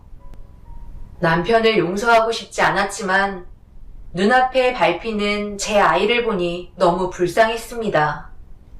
그리고 남편에게 또 하나 듣게 된 사실은 그녀는 고아원에서 자라 성인이 되어서도 그곳을 벗어나지 못하고 아이들을 돌봐주고 있던 여자라며 그녀에게는 가족이 없다는 걸 알게 되었네요. 어찌됐든 전 아직까지 남편을 용서할 수는 없지만 일단 아이는 제 품에서 자라고 있는 상태입니다. 저도 마음이 찢어질 정도로 너무 아프고 화가 나지만 아이를 무작정 모른 척 할 수는 없을 것 같아 일단 제가 돌봐주고 있는 상황입니다. 그리고 부모님께서도 앞으로 어떻게 해야 할지 많은 고민을 하고 계신 중이시네요. 시부모님께서도 많은 것들을 도와주시지만 달갑지는 않습니다. 남편의 얼굴만 보면 그 여자가 머릿속에서 계속해서 떠올라 저를 괴롭게 만드는 건 시간이 지나도 변함없을 것 같네요. 여러분들께서는 제가 내린 결정이 분명 옳지 않다고 생각하시는 분들도 계실 테지만 다른 거 보지 않고 아이만 보고 생각한다면 어떤 식으로 방향을 잡으면 좋을지 의견을 주시면 좋겠어요. 제가 미련한 건가요? 인생 경험이 많으신 분들의 현명한 답변을 듣고 싶습니다. 제 사연을 들어주신 분들, 오늘도 정말 고생 많으셨어요. 가족들과 행복한 시간 보내시길 바랍니다. 감사합니다. 안녕하세요. 저는 30대 중반에 결혼을 앞두고 있다가 예비 시댁의 잘못된 행동들 때문에 파혼을 하게 된 여자입니다. 다음 달이 결혼식이었지만 이 사람들과 하루빨리 정리했다는 거에 감사할 뿐이네요. 저희 집안과 시댁 집안에 대해 대충 설명을 드리자면 예비 신랑은 일반 중소기업 회사원으로 일을 하고 있는 평범한 직장인입니다. 예비 시부모님께선 연금으로 생활을 하고 계셨죠. 그리고 예비 시동생은 생산직에서 일을 하면서 집안의 생활비를 보태고 있었어요. 저희 집안 같은 경우 부모님께선 식당에서 장사를 하고 계시며 저는 홍대에서 디저트 가게를 운영하고 있습니다. 부모님의 도움으로 가게를 차렸지만 지금은 부모님께 빌렸던 금전적인 부분에 대해서는 전부 다 정리가 된 상태죠. 예비 신랑 회사가 저희 매장 근처인데 단골 손님으로 자주 찾아왔었고, 처음 매장을 오픈했을 당시 여러 가지로 어려움이 많았었는데, 단골이 된 예비 신랑이 가끔 일손을 도와주었었죠. 그렇게 시작된 인연이 좋은 관계로 발전하게 되면서 저희는 연인 사이로 이어질 수 있었어요. 그렇게 양가 집안 상견례까지 전부 다 끝마치고 결혼식만 앞둔 상태였죠. 그런데 결혼식장에 아직 발도 들이지 않았는데 시댁 식구들은 도를 넘은 행동들을 반복적으로 보이고 있었습니다. 처음엔 그러려니 했지만 무슨 생각으로 이런 행동을 보이는지 이해를 할 수 없었죠. 아무리 시댁 집안의 식구가 된다 해도 적당히 하면 이해하겠지만 다들 하나같이 저희 디저트 매장을 망하게 하려는 것 같아 보였어요. 처음 시작은 예비 시모가 저희 매장에 처음으로 구경 오셨을 때 커피와 디저트를 시키시고 자리에 앉으셨어요. 그때가 점심시간이라 정신이 없어서 잘 챙겨드리지 못한 죄송한 마음 때문에 디저트 값을 받지 않으려 했었는데 돈거래는 확실하게 해야 된다면서 결제를 하고 돌아가셨어요. 그때만 해도 정말 괜찮은 분이신 줄 알았습니다. 하지만 그건 약간의 밑밥 깔기 용이라는 걸 뒤늦게서야 알게 되었던 거죠. 예비 시모가 다녀가신 이후 며칠이 지나고 그날도 별일 없이 점심시간 때 몰려오시는 손님들께 한 차례 정신없이 디저트 판매를 한 뒤 한숨 쉬고 있었는데 시모가 매장 문을 열고 고개를 내미셨어요. 저기 들어가도 되나? 일부러 한간 시간 맞춰서 온 건데 자리가 꽤 많이 필요하거든. 괜찮다면 여기서 모임을 좀 가지고 싶은데 자리가 여유 있을까?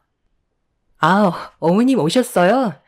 지금은 점심시간이 지나서 손님들이 한 차례 빠진 상태라 여유가 있어서 괜찮아요. 2층에는 자리가 많이 비어 있으니 올라가시면 될 것 같아요.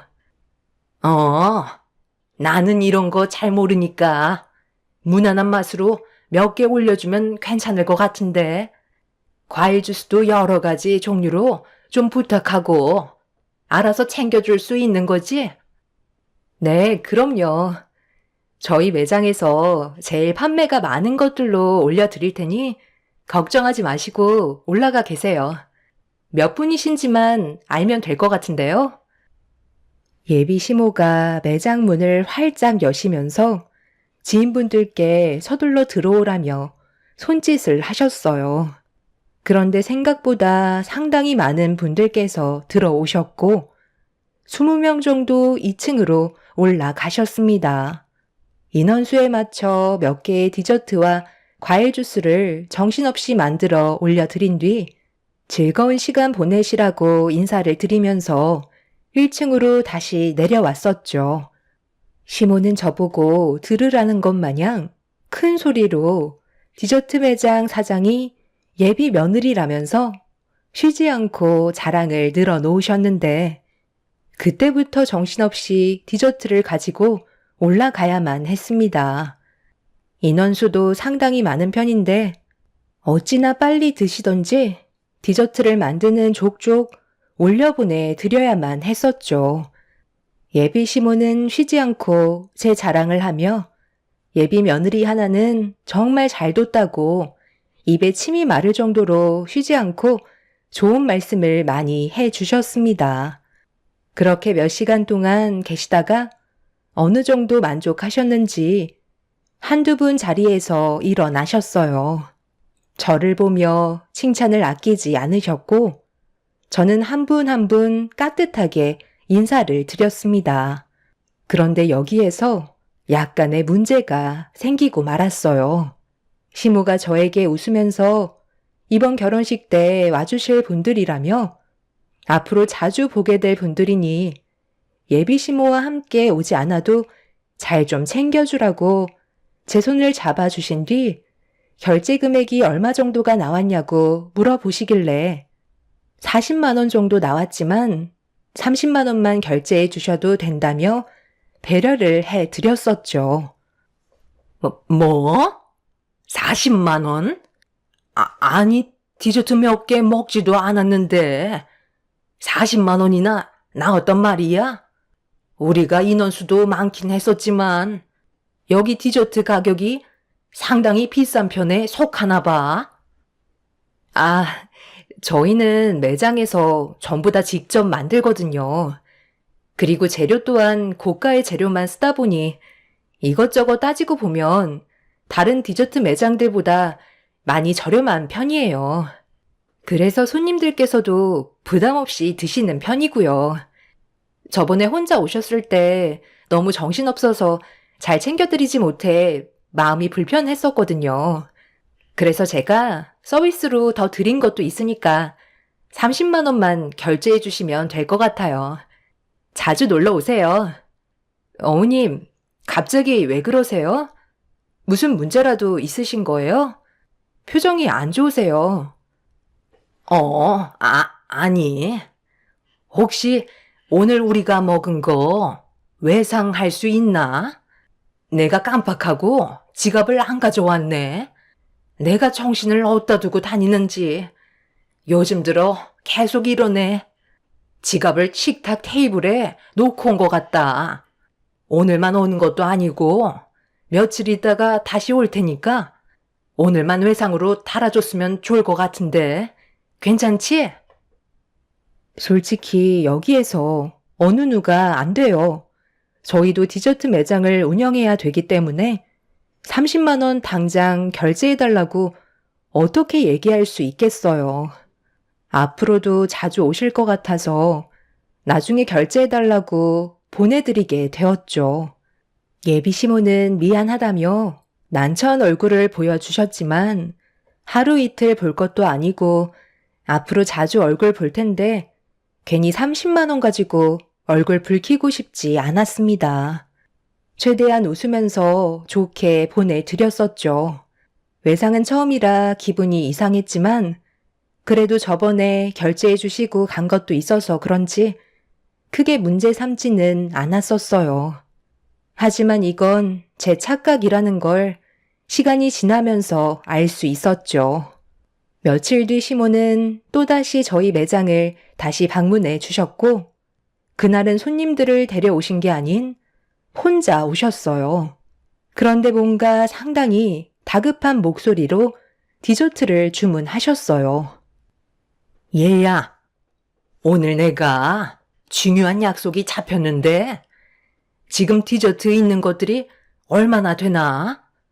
최대한 많이 준비해주면 좋을 것 같은데 음료는 필요 없고 케이크 종류로만 포장을 해주면 될 것 같다. 오늘 우리 집에 상당히 많은 손님들이 오시거든. 오랜 세월 동안 우리 가족에게 도움을 많이 주셨던 분들이라 선물용으로 드릴 예정이거든. 여기 디저트가 맛도 좋지만 워낙 퀄리티가 좋아서 다른 디저트 매장과는 비교가 안 되더구나. 그러니 내 부탁 들어줄 수 있지? 아, 네, 그럼요. 몇 개나 준비해 드릴까요?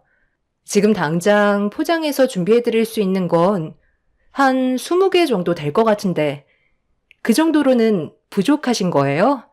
얼마나 필요하세요? 시모는 20개 정도면 충분할 것 같다면서 서둘러 준비해 주길 원하시길래 직원들과 함께 정신없이 선물 포장을 하기 시작했어요. 그때가 점심시간인지라 다른 손님들도 많아서 엄청 정신이 없었죠. 직원들과 함께 열심히 땀 흘려 선물 포장을 해서 시모에게 건네드렸고 물건을 받으신 시모는 매장을 들어오셨다 나가셨다 하시면서 차에 옮겨 실으셨어요. 저는 결제 준비를 하려고 전날 것과 당일 주문건까지 총 60만 원을 결제해주면 될 것 같다고 말씀드리려 하는데 시모가 매장 문 앞에 서서 너무 급한 관계로 조금 있다가 한꺼번에 결제하겠다며 외상을 달아나 달라는 말 한마디 하시곤 금세 사라지셨어요.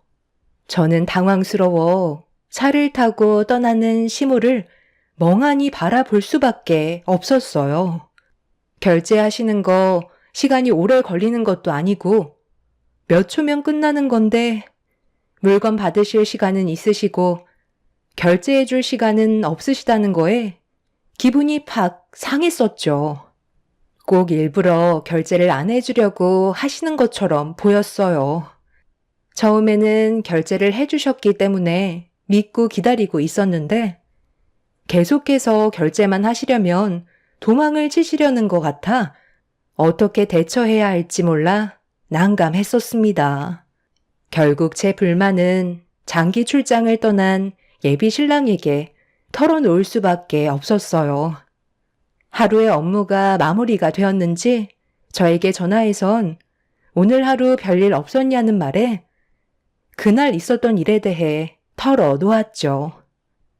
내가 하는 말 기분 나쁘게 생각하지 말고 들어봐. 어머니께서 며칠 전에 지인분들 데려오셔서 디저트 값이 꽤 나왔었거든?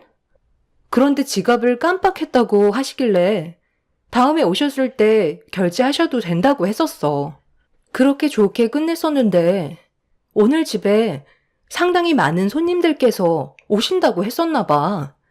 그래서 디저트를 주문하시길래 급하다는 말에 정신없이 포장해서 며칠 전에 결제 못하신 것까지 해서 한꺼번에 계산을 하려고 했는데 급하게 가셔야 된다고 결제를 나중에 하시겠다는 거야. 시간이 얼마 걸리는 것도 아닌데 매장에 들어오시지도 않고 문 앞에서 한마디 툭 던지신 뒤 그냥 가셨다니까? 벌써 외상값이 60만 원이나 밀려 있다고. 디저트 값이 적은 금액도 아니고 우리도 돈이 들어와야 문제없이 디저트를 원활하게 만들 수 있는데 어머니께서 계속 이런 식으로 행동하시면 내 기분이 어떨 것 같아? 지방 출장 가서 힘들게 일하고 있다는 거 내가 모르는 거 아니라서 최대한 내 선에 해결하려 했는데 이 문제에 대해 어떻게 생각하는지 좀 들어봐야 할 것 같아서. 미안해. 우리 엄마가 워낙 깜빡하는 성격을 가지고 있어서 내가 나중에 결제해 줄 테니까 마음 풀어. 그래도 엄마가 결제해 주겠다고 하셨잖아. 그래도 약속을 안 지키시는 분은 아니라서 며칠 뒤에 다시 매장에 방문하셨을 때 결제해 주실 거야. 좀 그러면 지금 당장 60만 원 계좌로 보내줄까? 아니 뭐. 자기 말대로 며칠 뒤에 오시면 그땐 결제해 주시겠지. 괜히 자기한테 결제 금액 받았다가 기분 나빠하시면 어떡해. 그래도 어머니 믿고 조금만 더 기다려 보도록 할게. 예비 신랑은 저에게 미안하다면서 난처해 하길래 괜히 얘기했나 싶더라고요. 이 일 때문에 괜히 일하는데 지장 생길까봐 걱정이 되었죠. 그래도 제가 가진 고민에 대해 털어놓으니 마음은 좀 나아졌지만 시모가 앞으로 어떤 반응을 나타낼지 그게 제일 궁금했었어요. 두 번의 외상 문제도 그렇지만 저에게 미안하다고 하셨으면 외상했던 날 손님과의 시간을 보낸 뒤 전화 한 통 해줄 수 있는 건데 예비 시모는 연락 한 번 없으셨어요. 고마웠다는 문자 하나도 남겨주지 않아 서운한 마음은 점점 더 커지고 있었죠. 그렇게 또 며칠이 지난 뒤 잠깐 잊고 있었는데 그날은 예비 시모가 아닌 시동생이 누군가의 손을 잡고 저희 매장을 방문을 했어요. 알고 보니 여자친구를 데리고 왔더라고요. 근처에서 점심 식사를 하고 제가 디저트 가게를 운영한다는 걸 알고 구경이나 할 겸 찾아왔던 거였죠. 여자친구와 주문한 디저트를 받은 뒤 2층으로 올라가 한참 동안 대화를 나누면서 시간을 보내고 있었는데 시동생의 여자친구가 1층으로 내려오더니 저에게 디저트가 너무 맛있다면서 다른 것들도 먹어보고 싶어서 주문하러 왔다고 이것저것 시키기 시작했어요. 그때까지만 해도 크게 신경 쓰지 않았었는데 정말 어이없는 일이 눈앞에 펼쳐지고 말았죠. 한참의 시간이 지난 뒤 예비 시동생이 1층으로 내려와서는 화장실 위치를 물어보길래 상가 밖에 있다며 설명을 해준 뒤 한 10분 정도가 지났을 때 시동생의 여자친구도 화장실의 위치를 물어봐서 알려줬었어요. 그런데 30분이 지나도 보이지 않더라고요. 2층으로 올라가 보니 디저트 그릇은 싹 다 비워놓고 짐도 이미 챙겨서 나간 상태였죠. 기다리면 오겠지 했는데 그날 매장 마감 시간까지 예비 시동생은 나타나지 않았습니다. 정말 웃음밖엔 안 나왔어요. 어이가 없어 화가 나는데 저를 어떻게 생각하고 있길래 이런 개념 없는 행동을 보이는 건지 이해할 수 없었습니다. 그날 예비 신랑한테 전화를 해서 시동생의 연락처를 받아낸 뒤 바로 전화를 걸었어요. 제 전화는 피하지 않고 받길래 이미 기분이 상해버린 저는 매장에서 디저트를 시켜서 다 먹었으면 값을 지불해야 되는 거 아니냐고 물어보자 시동생은 죄송하다는 말보단 자기는 몰랐다면서 다른 말로 돌리고 있었어요. 네? 디저트 값을 내지 않았다고요? 제가 먼저 나왔을 때 여자친구가 알아서 결제하고 나온 줄 알았는데 그렇게 하지 않았던 거예요? 오늘은 여자친구가 결제하는 날이거든요. 아마 제가 먼저 나갔을 때 결제했다고 생각했었나 봐요. 내일 그 근처로 데이트 약속 잡혀 있는데 그때 가서 오늘 먹었던 값에 대해 결제할게요. 살다 보니 이런 일도 다 있네요. 기분 나쁘게 생각하고 계셨던 건 아니시죠? 얼마 하지도 않는 걸로 전화까지 다 주실 줄은 몰랐거든요. 얼마 하지도 않는다고요? 아예 나가실 생각을 가지고 있었으면 여자친구가 결제를 했는지 안 했는지 먼저 물어봐야 하는 게 상식적으로 맞지 않을까요? 여기서 상식을 따지기에는 좀 억지스러운 것 같은데요? 이 정도 실수는 누구나 할 수 있는 거죠. 얼만데요?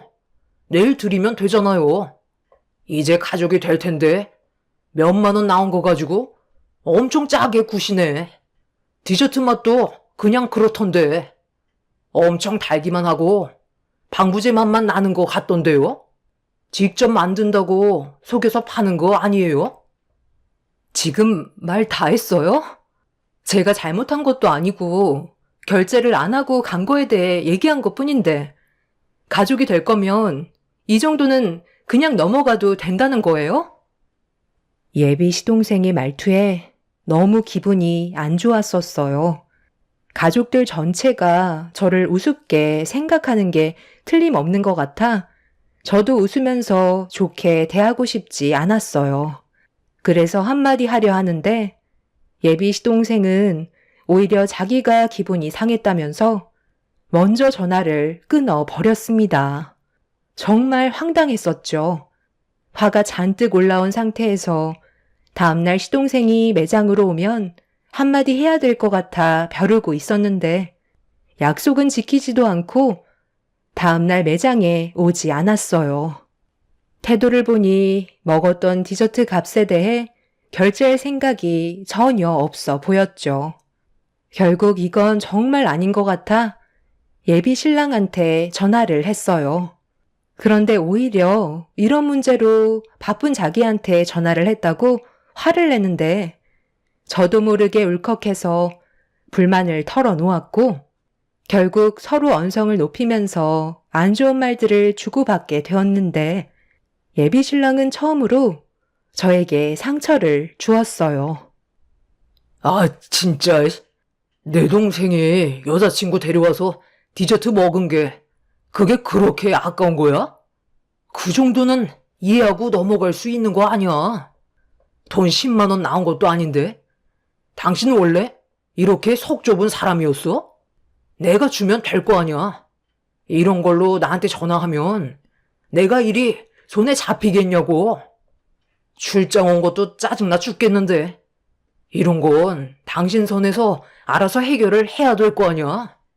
가족끼리 그 정도도 배려해주지 못하면 앞으로 결혼 생활 어떻게 해나갈 거야?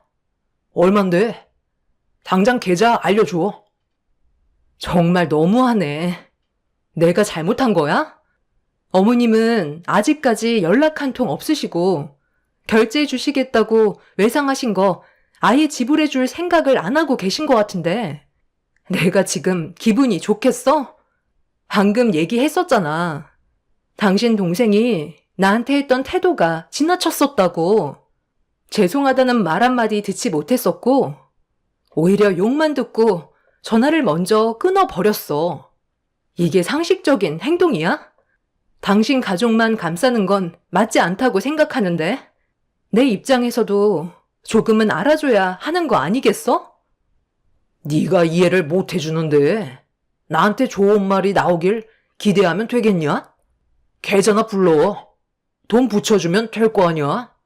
월 매출 5천 찍으면서 그 정도도 못 해주는 당신한테 정말 실망이다. 당신 오픈할 당시 힘들어할 때 내가 무상으로 도와주지 않았어? 그거에 대한 값이라고 생각하면 마음 편하잖아. 뭘 바라고 도와줬던 거야? 그리고 내가 무상으로 당신한테 도움 받았다고? 그때 도와준 거에 대해 고마워서 점심시간 때 회사로 찾아가 디저트 돌렸잖아. 그리고 당신은 출장 가기 전에 어땠는데? 맨날 아침마다 우리 가게 들어와 출근 도장 찍고 디저트랑 커피 한 잔씩 그냥 가져갔잖아. 그것만 해도 벌써 돈으로 따지면 얼마인 줄 알아? 그런데 내가 그것 가지고 지금까지 한마디라도 한 적 있어? 그만큼 나는 지금까지 배려만 하며 지내왔었다고. 그런데 나보고 속이 좁다고? 돈을 받아야 재료를 사고 매장을 운영할 수 있는 거잖아. 나랑 직원들이 땀 흘려서 봉사만 하려고 일을 하는 건 줄 알아? 당신 동생이랑 어머님께서 주시겠다고 말만 하시고 내 전화까지 안 받으니 어쩌겠어. 당신이 결제해 줘야지. 합쳐서 70만 원 지금 당장 입금해줘. 이건 일적인 문제이기 때문에 어쩔 수 없어. 예비 신랑은 당장 계좌 이체해 주겠다면서 전화를 끊었어요. 처음에는 좋게 풀려고 했지만 저에게 막말을 쏘아대다 보니 저 또한 기분이 좋지 않아 침착하게 대응을 하지는 못했어요. 제가 잘못을 했다면 이해하겠지만 그런 게 아닌데 왜 욕을 얻어먹어야 하는지 이해할 수가 없었죠. 그런데 바로 계좌 이체 시켜주겠다던 예비신랑은 시간이 지나도 결제 금액에 대해 계좌를 보내주지 않더라고요. 한참이 지나도 아무런 소식이 없길래 전화를 했는데 핸드폰은 꺼져 있었고 저를 아예 무시하는 행동을 보이고 있었죠. 결국 그날 해결된 건 아무것도 없었고 다음날 기분이 별로 좋지 않은 상태에서 매장을 오픈하고 힘겹게 손님을 응대하며 하루를 보내고 있었는데 아예 연락도 없었던 예비 시모가 매장 문을 열고 들어오셨어요. 이미 기분이 상할 만큼 상해버린 터라 마음에서 우러나오는 인사가 아닌 억지로 예비 시모에게 인사를 드렸습니다. 제 눈치를 살피면서 저와 개인적으로 대화 좀 하자고 자리를 만들고 싶어 하길래 2층으로 올라가 구석진 자리에서 서로 마주보고 앉았어요. 표정 관리가 되지 않은 상태에서 예비 시모의 시선을 회피하고 있는데 저를 보며 입을 여셨어요. 내가 저번에 결제해준다고 했는데 깜빡했지 뭐야. 내 아들한테 전화가 왔었다. 그래서 오늘 외상값 치르려고 왔거든. 우리 작은 문제를 일으켰었다며? 아휴, 정말 미안하다. 내가 대신 사과할 테니 우리 좋게 풀면 안 되겠니? 여기 카드 줄 테니까 우리 작은 아들이 먹은 것까지 한꺼번에 해주면 될 거야. 내가 빨리 해결해 줬어야 했는데 어른으로서 면목이 없다. 기분 상했다면 풀고 다시 예전처럼 웃고 지낼 수 있었으면 하는데 그렇게 해줄 수 있지? 어머니, 저희는 가게 운영을 해야 되기 때문에 자금이 돌지 못하면 여러 가지로 문제점들이 많이 생겨요. 당연히 알아서 주시겠죠. 제가 그런 것 하나 못 믿겠어요. 그런데 제 입장도 생각을 해 주셔야죠. 앞으로 이런 일 없었으면 좋겠어요. 여러 가지로 상처를 많이 받았지만 어머니께서 진심으로 사과하셔서 좋게 넘어가도록 할게요. 결제하고 다시 올라올 테니까 여기 잠깐만 계세요. 커피 한 잔 하실 거죠? 2번 다시 이런 일은 일어나지 않길 바랄게요. 예비 시모가 건네준 카드를 건네받은 뒤 1층으로 내려가 결제를 했는데 어이없는 문구가 나오더라고요. 카드가 정지되었다는 내용이었고 재차 몇 번 해봤지만 예비 시모가 준 카드는 거래가 정지된 카드였습니다. 뭐 하나 제대로 풀리는 게 없어서 기분이 좋지 않은데 왜 이런 문제가 계속 생기는 건지 답답하기만 했었어요.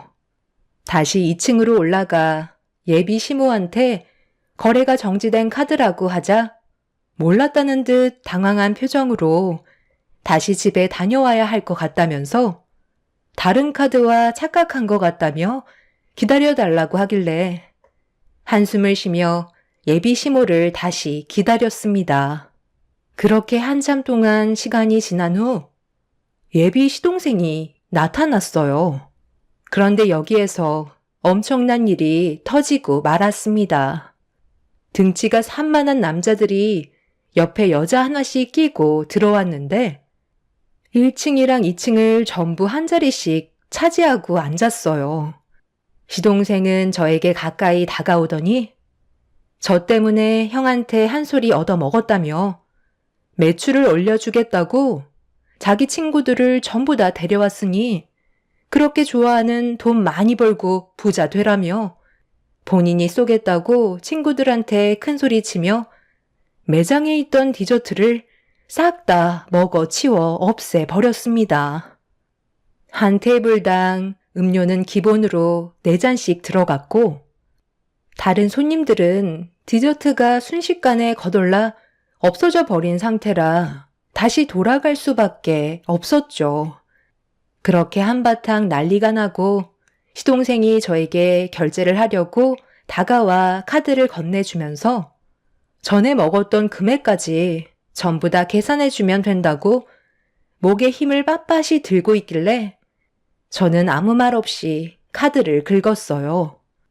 그런데 좀 전에 시모가 카드를 긁었을 때와 똑같이 거래가 정지되었다는 문구가 나타나 저도 모르게 짜증이 확 밀려왔습니다. 저는 시동생에게 거래가 정지된 카드라고 하자 당황하면서 그럴 리 없다고 다시 긁어보라고 했지만 역시나 똑같았어요. 그런데 카드가 어디서 많이 본 카드길래 자세히 확인을 해보니 좀 전에 시모가 들고 있던 카드와 같은 거였고 어디서 났냐고 물어보자 집에 있었다는 어이없는 말을 늘어놓았어요. 결국 화가 머리끝까지 올라와 버린 저는 당장 결제 금액을 계산해 주지 않는다면 경찰에 신고하겠다고 화를 냈어요. 그러자 주변 사람들은 웅성거리기 시작했고 시동생은 집에서 다시 카드를 가지고 오겠다고 매장에서 나가려고 하길래 그 자리에서 경찰에 신고를 하게 되었죠. 시동생은 왜 신고하냐고 난리를 쳤지만 그 사람들의 장난에 더 이상 놀아나고 싶지 않았어요. 가족이 될 사이인데 이 정도 가지고 경찰까지 부르냐고 화를 내면서 저에게 대들길래 저도 가만히 있지 않았죠. 시동생은 어딘가에 전화를 했고 잠시 뒤 경찰이 옴과 동시에 시모가 급하게 매장 문을 열고 들어왔어요. 저는 이미 이 결혼은 의미 없다는 걸 인지하고 있었고 예비 신랑한테 파혼하자는 문자 한 통을 남겼어요. 그런데 정말 웃긴 건 예비 신랑이 출장 갔다고 해놓고 시모가 매장에 들어온 뒤에 잠시 뒤 뒤따라 들어오더라고요. 참, 당신 출장 갔다고 하지 않았어? 당신이 어떻게 지금 여기에 있는 거야? 올라오려면 아직 며칠 더 남지 않았나? 나 이런 식으로는 결혼 못할 것 같아. 파혼하자. 당신 태도에 너무 화가 나서 잠깐 올라온 것뿐이야. 가족끼리 이게 지금 뭐 하는 거야? 나는 그냥 당신과 대화 좀 하려고 온 것뿐인데 경찰까지 부른 거야? 그거 얼마나 된다고? 일을 이 지경으로 만들어. 나랑 파혼하는 거 당신도 원하는 거 아니잖아. 이러지 말고 좋게 해결하면 되잖아. 제발 그만 좀 해. 뭘 그만해? 지금 당신 동생이 무슨 일을 저질렀는지 알아? 200만 원 가까이 디저트를 사 먹었다고. 사람들을 우르르 데리고 와선 시장판으로 만들어 놨었다고. 하루 종일 팔아야 될 걸 단 몇 시간 만에 동이 날 정도로 얼마나 많은 사람들이 몰려왔었는데. 그런데 카드가 거래 정지 카드래. 그것까지는 이해해. 그런데 계속 일부러 결제를 안 해주려는 게 보이니까 내가 화가 나는 거잖아. 가족이면 남의 매장에 들어와서 전부 다 거덜내고 돈을 안 내도 된다는 거야? 아유, 그냥 하루 베풀었다고 생각하면 마음 편하지 않겠니? 왜 이렇게 극단적이야? 나중에 축의금으로 다 돌려받으면 되는 거잖아. 좋게 해결하고 넘어가자. 그럼 지금 당장 250만 원 결제해 주세요. 그럼 이해해 주도록 할게요. 이 정도 돈은 다들 가지고 있잖아요. 먹을 때는 기분 좋은데 돈 나갈 생각하니까 아까우세요? 아이, 그냥 넘어가자니까. 우리 결혼하면 이런 일 앞으로 자주 있을 텐데 꼭 그래야 되겠어? 돈이 그렇게 중요해? 가족이 우선 아니야? 제발 그만 좀 하라고. 형, 돈에 환장한 사람 같아. 앞으로 형은 형수한테 잡혀 살겠다. 나는 절대 그렇게는 못 살아. 이 결혼 꼭 해야 돼? 그냥 결제해주고 끝내버려. 예비 시동생은 기분이 나쁘다는 듯 발로 디저트 매장의 물건들을 걷어찼어요. 제가 하지 말라고 말리자 예비 신랑이 자기 동생 건들지 말라며 제 팔을 잡길래 그 순간 이성을 잃어버린 저는 예비 신랑의 뺨에 손을 올려 붙였고 경찰한테 영업방해죄와 기물파손죄 그리고 결제를 해주지 않은 부분에 대해 고소를 진행했어요. 이 문제로 양가 집안 난리가 났지만 예비 시댁의 손을 들어주는 사람은 아무도 없었고 저희는 파혼 위자료와 그동안 받았던 정신적인 손해배상에 대해 소송을 걸었습니다. 그렇게 결제 금액 250만 원과 함께 위자료를 받은 뒤 그 사람들과의 인연을 끊어낼 수 있었어요. 상식적으로 정말 이해가 되지 않는 사람들의 태도에 아직까지 화가 납니다. 결혼을 하지도 않았는데 모든 것들이 자기 것 마냥 아무렇지도 않게 행동하는 그 사람들의 행동들이 이해가 되지 않네요. 그 사람은 시간이 지나고 뒤늦게 찾아와서 정말 미안하다며 다시 시작하자고 하길래 소금 한 바가지 퍼서 다시는 오지 말라고 얼굴에 사정없이 뿌려 버렸습니다. 다시는 이런 사람들과 엮이지 않았으면 좋겠네요. 좋은 경험했다 생각하고 앞으론 좀 더 현명하게 처신해야 될 것 같습니다. 동차 지나갔으니 앞으로 좋은 일만 생기길 바랄 뿐입니다. 제 사연 들어주신 분들, 오늘 하루 좋은 일만 가득하시길 바랍니다. 감사합니다.